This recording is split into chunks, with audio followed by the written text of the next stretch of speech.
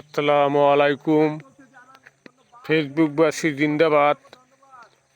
আমি আমার বাড়ির কাছেরই একটা ধানের জমির মাঝে রাস্তা আছে, এই মাঝে সরু একটা রাস্তা আছে, রাস্তা দিয়ে যাচ্ছি এবং ধানের জমি ভিডিও করে আপনাদেরকে দেখাচ্ছি। কারণ এবছর এই ধানের পরে ধান পেকে যাচ্ছে, আর কিছুদিন পরে এই ধানের জমি অনেকটাই পরিষ্কার হয়ে যাবে। কারণ এই ধান কাটার পরে তখন আর আপনাদের এই ধান দেখানো হবে না, যদি আল্লাহ বাঁচিয়ে রাখে। আবার সামনে ইনশাল্লাহ আবার ধানের জমি দেখানো যাবে। কিন্তু এবছর এই ধানের জমি একমাত্র ধানের জমি বেশি দেখানোর উদ্দেশ্য এই যে এবছর মহান আল্লাহ তাআলা এবছর আমাদের এই অঞ্চলে সুন্দর ধান দিয়েছেন। তো মানুষ দিন দিন ধানের জমি কেটে কেটে কলার বাগান, সুপারি বাগান করতেছে। কিন্তু মানুষের একটু চিন্তা করা দরকার যে ধানের জমি থাকলে এরকম ধান হবে, আল্লাহ তাআলা ধান দিবে। তো আমাদের দেশে দিন দিন ধানের জমি হারিয়ে যাচ্ছে। তো এই যে ধানের জমি, এই পিছনে যে কলার বাগান, সুপারি বাগান দেখতে পাচ্ছেন, এগুলি একসময় ছিল না, কিন্তু এখন জমি কেটে কেটে সুপারি বাগান, নারকেলের বাগান এগুলো করা হয়।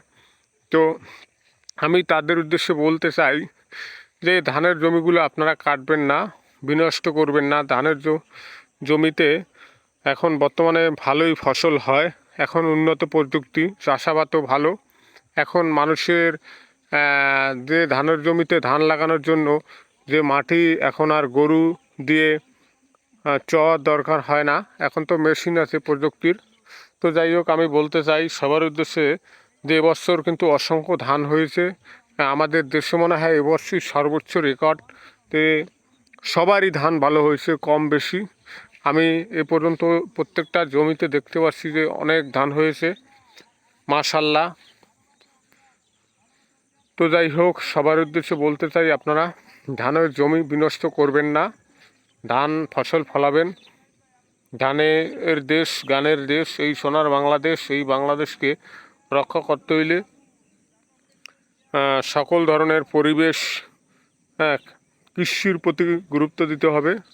কৃষি পেশাকে মানুষ দিন দিন এখন ছোট করছে, যে মানুষকে পেশা করতে চায় না। তো আমি সবার উদ্দেশ্যে বলতে চাই, কৃষকের পেশা একটি মহান পেশা। কেউ ধানের জমি বিনষ্ট করবেন না। বিনষ্ট বলতে কি, এই ধানের জমি কেটে কেটে অনেকে জঙ্গল করে রাখে, বাগান করে রাখে, এগুলো না করে এবছর আল্লাহ অসংখ্য ভালো ধান দিয়েছেন। লাখ লাখ শুকরিয়া মহান রবের প্রতি। আমাদের এই পটাশির জমিতে ভালো ফসল হয়েছে। তো যাই হোক, সবাই ভালো থাকবেন, সুস্থ থাকবেন।